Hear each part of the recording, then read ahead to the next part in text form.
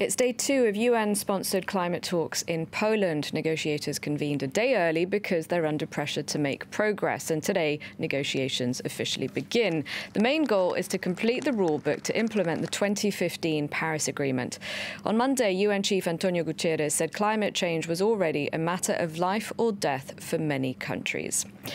Let's cross now to Thomas Waits, a Green member of the European Parliament. He joins us from the Climate Conference. Hello, thank you very much indeed for being with us. Now, is there much optimism where you are about what can be achieved over the next 2 weeks?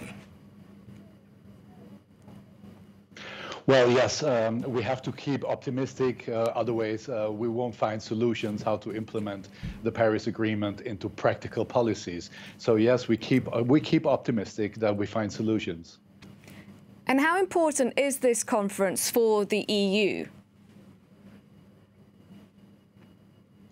It is of great importance. I think if we, the more richer countries, the more industrialized countries of the world, are not setting standards and not showing that we're moving forward with concrete policies and concrete reduction of climate gases, how can we ask other countries from other parts of the world to do so too?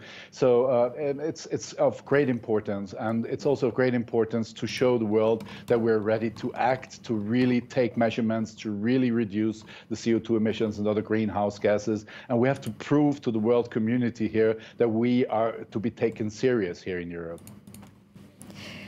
What does it say, though, when there are not very many heads of state or government, or not at least compared to 2015? What does that say about how these talks are seen and how seriously the issues are being treated? Well, the Austrian president, is in his role as the president of the European Union, the presidency in the moment he was here. He even came by train. I think this is a clear signal. Most of the heads of states that were here came by plane and by cars, which are actually blocking the traffic here in Katowice. There's a big traffic mess here because of all the heads of states traveling around with their cars.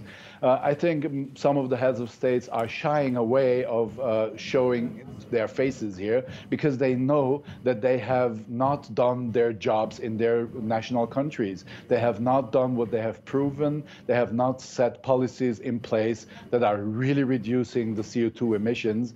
And I think it's not very attractive for a head of state to come here and to openly say, well, we're sorry, we didn't do it up to now, but believe me, now we're going to do the job.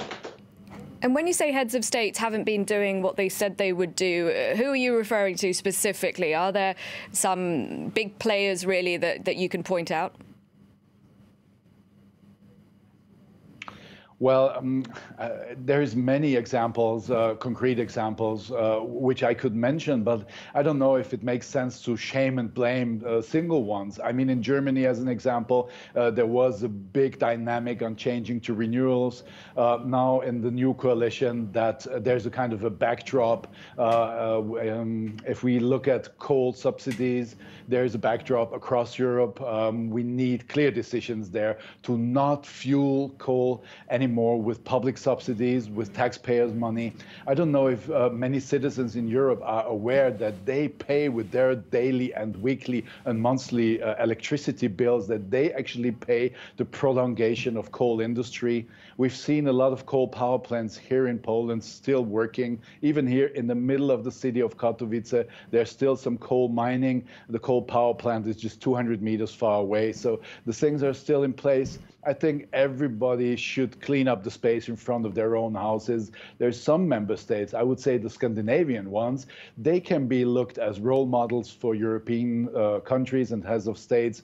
They're taxing flights, they're taxing CO2, they're leaving the combustion energy and engine strategy like Sweden, like Denmark. But this is not new in Europe, that the Scandinavian countries are actually moving forward and being a role model for other countries in Europe.